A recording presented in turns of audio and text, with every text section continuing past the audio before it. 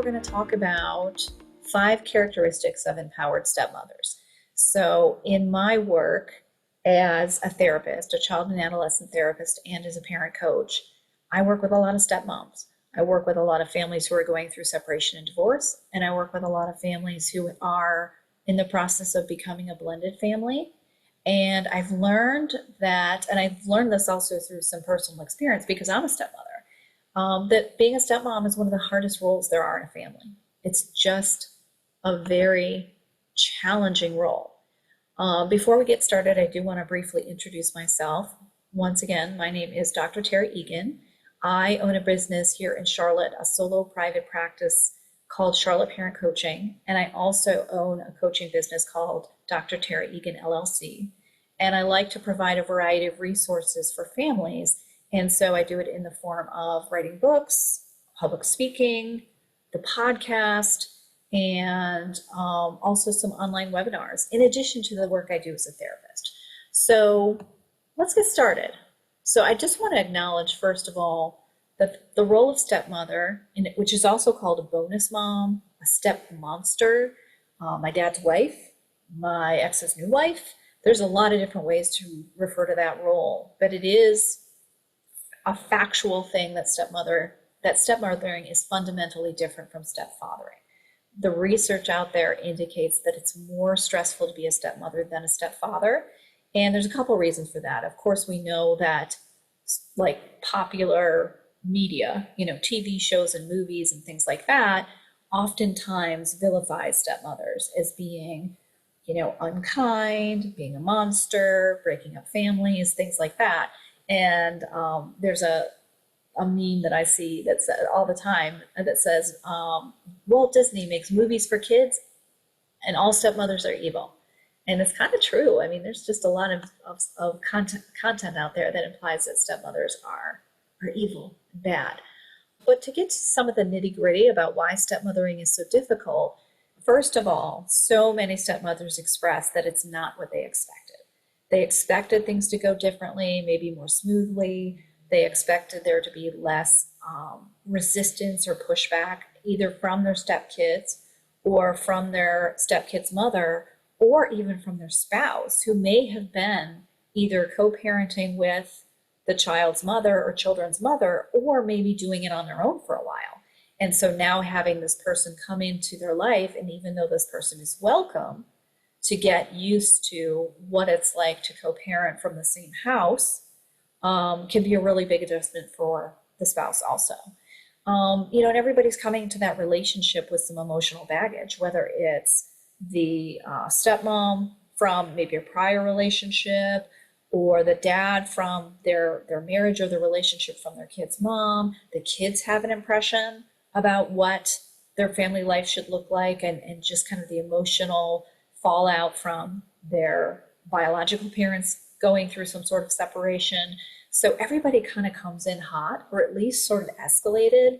And that means that everybody has the potential to notice a behavior and find it offensive, or to have their feelings be hurt, or have something be taken personally, or take a regular or interpret a really typical developmental milestone as being more stressful because it's occurring in a family that's a blended family. Dad and stepmom often have 2 different parenting styles, and sometimes they can evolve together, and other times it feels like it's more conflictual. Managing ex-partners. You might have a stepmom who also has an ex. That's what I have in my circumstance, where I'm married, my husband is co-parenting with his children's mom, and then I'm co-parenting with my kid's dad. And so we have to take into account the other adults who are in this relationship, and so sometimes that can get a bit muddy. It also, I do want to acknowledge that if you don't have the same connection with your stepchild as you do maybe your biological child, I guess I just want to acknowledge that it exists. There's a lot of times stepmoms, they feel a sense of guilt if they acknowledge that it's harder to connect with a stepchild. And I tell them, you may not have been in this child's life since they were tiny, tiny, tiny. You might be coming along when they're 4 or they're 6 or they're 12 or they're 16. And they do have 2 other primary parents much of the time. And so you really are another adult who's there to fill a parenting role and to be a role model and give it, a sense of support, but you're not coming in with the same status as parents who've been there since birth or since the day that child was adopted. I do want to include adoptive parents and not just refer to parents as being biological, because that's certainly not always the case. I don't think there's enough support for stepmothers out there. There are some online groups where stepmothers have congregated to share perspectives and vent and get support from each other, but I really feel like what we're lacking is some consistent skilled support from the mental health field. And I think there's a lot out there, but I don't know that stepmothers know it's there and they don't access it, and I'm not sure that they're always valuing themselves enough to reach out towards it and say, I need this for me, I need this for my new family, I want this to be successful, and it might mean getting a skilled third party, into the situation. And then lastly, the stigma of stepmothers, like I mentioned prior, as well as statistics, aren't on your side. We know that as high of a divorce rate as there is for families who have been married one time, we know that divorce occurs in about 50% of marriages. That rate is even higher in second marriages or third marriages. So you've been in an experience potentially where at least one of the partners in this blended family has left a significant relationship, whether it's a marriage or not. And so that possibility looms in their mind. That has become a possibility for them because it's something they've lived through before. So it's just something that I want step parents to really feel like recognized for, because I understand that dynamic. So I want to talk about some characteristics of empowered stepmothers. So one of the primary things that I wanted to start off with right away is strong, positive, empowered stepmothers recognize their power. They recognize that they're the woman in the household, and regardless of their experience with stepmotherhood, they're usually the leader within that home setting.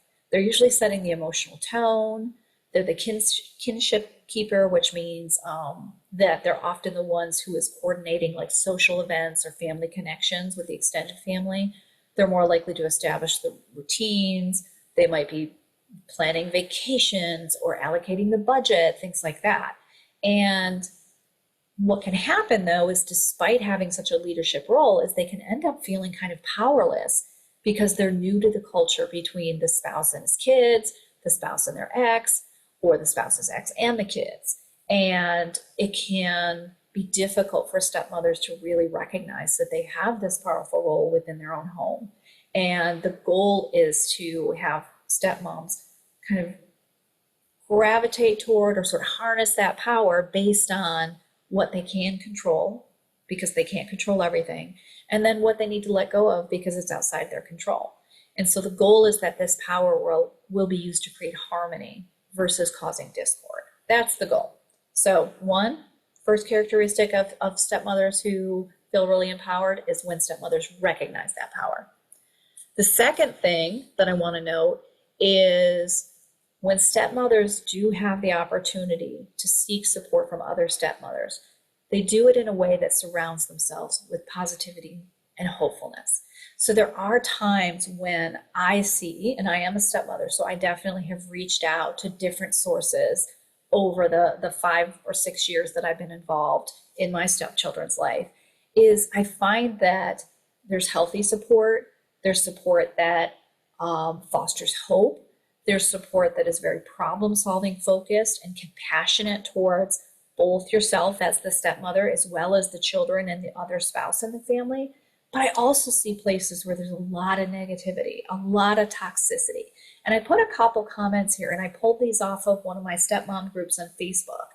And I see these over and over and over. And they're really hurtful, and they really have the ability to sort of poison the, the culture in the stepmom world. And so, I think that stepmothers who are more empowered are those that recognize there's a lot of noise out there. And not to discount the fact that stepmothers can sometimes feel very hopeless, can need to vent, can have kind of a dark thought. But if you're surrounding yourself with that kind of energy all the time, it really starts to have a negative impact on your sense of well-being as well as, the mood in your family. Third characteristic of an empowered stepmom is when struggling stepmothers seek support from a professional, even if their spouse isn't on board.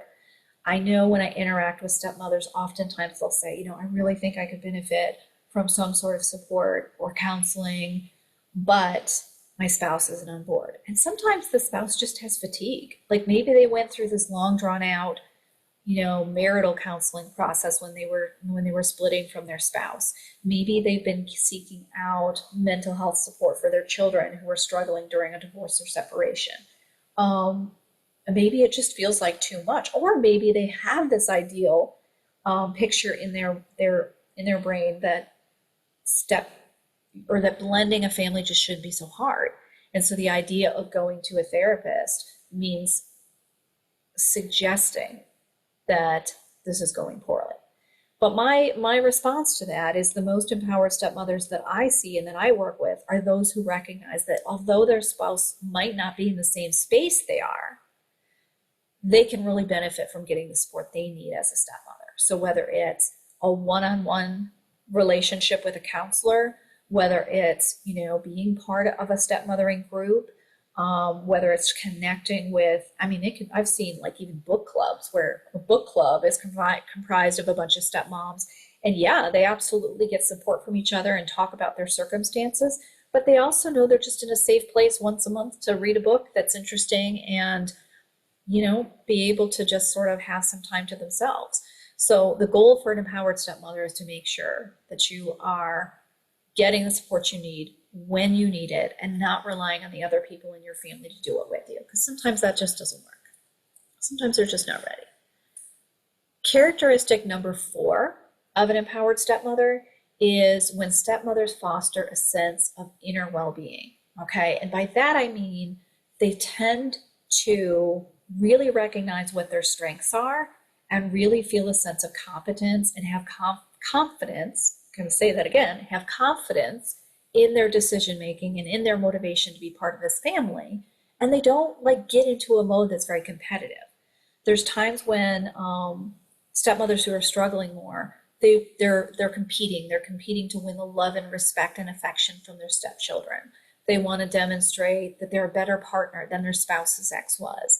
They want to be viewed as the primary partner in the eyes of their in-laws. That can be a really hard role for stepmothers to, I don't know, I guess what's the word is, it can be difficult, or it can be challenging for stepmothers to kind of fit into a family that was once comprised of a family unit that included the ex. And, sometimes they have a goal of being happier or more successful than their spouse's ex. And it can end up being a burden that weighs them down and keeps them from fostering that sense of inner well-being. So those empowered stepmoms, they go out and they try to find that sense of peace and calm and harmony within themselves, so it can then be translated to their life with their new spouse and with their stepchildren. Characteristic number 5, when stepmothers refuse to compare themselves. So, and this happens in the entire parenting world. It's certainly not specific to stepmothers. We see so much parents shaming other parents, but I feel that stepmothers in particular have it hard because there's times when you're looking at social media and that you have a Facebook friend or an Instagram friend who is a member of a blended family, and they are wearing matching pajamas, and they're making cookies, and they are going on a family hike or jumping in the pool, and it just seems like they have it easier, that it's going more smoothly. We see that there are stepmoms on TV shows and social media that, that really speak to sort of what the ideal picture is. I know for me, seeing that we're coming out of the holiday season, I've watched a lot of Hallmark movies, And I see there's times where, the romantic story is the dad was in a relationship and maybe the biological mom like died, and now he's trying to find love again, and he connects with this woman who has this amazing bond with his children, and then they fall in love and they live happily ever after, and they don't show the times where the stepchild screams, "But you're not my mom," or "I don't have to listen to you." They don't show those parts of it. And so we can get this idea of what it's supposed to look like, but it so rarely meets those expectations because they're ideal. They're not really meant to exist. And so when we see that there are stepmoms who are able to separate what they're seeing out there, which is probably a skewed vision anyway, and protect themselves against feeling guilt or shame or sadness or anger or resentment, hopelessness, then these are women who are going to go into that relationship feeling more competent and empowered, and it's going to be conveyed to their spouse and to their stepchildren. When resentment simmers over in a home with a blended family, that is extraordinarily stressful on everyone. So empowered stepmoms do what they can to avoid getting into that place. So if you're a mom out there, a stepmom out there, and you're hearing some of these things and you're thinking, "Ugh, I'm kind of like that," or "Ugh, I don't know that I've done these empowering things," consider seeking professional help. You can do it if you just plain old want to. If you're having feeling like you're a babysitter in your role as stepmom versus a true co-parent to your spouse and connected adult to your stepchildren, if you feel like you're being disrespected, if you're struggling with feelings of anger or resentment or anxiety, if you have dread when it comes to interacting with your blended family or with your stepchildren or with the stepchildren's biological mother, if you're feeling like you're competing with your stepchildren for attention from your spouse, if you feel like there's a disconnect between how your biological children are being treated in the home or interacted with versus your stepchildren, if you feel like you could benefit from strategies, then make sure you're reaching out for professional help. If you're in that place where you're feeling like you're physically or emotionally unsafe, absolutely get some support. I do want to tell you a little bit about a group that I have beginning at the end of January. And I'm really excited about it. It's called the Empowered Stepmother, and it's a support group for stepmothers who are seeking a more harmonious blended family. And the goal is that you come away from this group feeling valued, feeling connected, and feeling really informed about things that you can do to support your family. And so this group, like I said, is going to start at the end of January. Our first meeting is going to be on Tuesday, beginning on January 26th, and it's going to be a 90-minute session, and I'm going to be facilitating it. And at the most we're going to have is 10 stepmothers max, because we want to keep our group connected and intimate, and we want to make sure that everybody has a chance to share their perspective, make sure that the other members of the group are benefiting from your thoughts and strategies, and just everybody having a voice. So we're going to focus on defining your role in your home or in your parenting life, the do's and don'ts of healthy communication, managing stepchildren who aren't always welcoming, dealing with the challenges of co-parenting with your stepchildren's biological mom. Obviously, we're also going to be talking about your relationship with your spouse and how you guys work as a team, and then also making sure to have a place for hurt or resentment that has been fostered during your step-parenting life so far. And I really want step-parents, excuse me, I really want stepmoms to connect with other stepmoms in a really healthy, positive, hopeful way. And I want them to learn strategies that are really effective to cope with the stressors of step-parenting. The goal is for you to walk away feeling really empowered in your role as a stepmother. So right now, we're going to do those 8 sessions that are 90 minutes each. The cost is $600. However, there is a $50 discount if you register by January 16th. And what that does is it helps bring the pricing down so it's below $70 per session. So for 90 minutes, $70 per session, which is, I think, a third of the cost if you were to work with me for that same amount of time every session. You're going to get so much value for that. And I do want to share with you that it's important to me to have everybody in the group feel like it's a good fit for them. Okay, so what I'd like to do is, if you go to the website, which is www.drterregan.com/the-empowered-stepmother, and you fill out the inquiry form. The goal is for me to connect with you via a brief phone call, just to make sure your questions are answered, that I know enough about your circumstances to make sure that the group is going to be a good fit for you, because we're all going to be there working together and working hard and making sure that this is a beneficial space for everyone. So check it out. I'm also all over Facebook right now. If you go to Dr. Tara Egan Facebook page or Dr. Egan and Anna Instagram page, you can get a link directly to this information page that can give you all that solid information, and you can decide if you want to send an inquiry form. Once you send an inquiry form, it kind of reserves your spot. And once we do the discovery call, if you decide you want to go ahead, great, you're all set. If you decide it's not a good fit for you, then of course we're going to go on to the next prospective participant. So I really hope that this seems like a helpful resource for all of you out there. If anybody has any questions, definitely let me know. You can send me an email. You can, pop onto Facebook and ask me a question, just so you have a chance to figure out if this is a great resource for you. So I really appreciate you being here with us today. I hope to hear more from you. I really encourage you to take advantage of the early bird pricing. And my contact information, like always, is www.drtaraegan.com.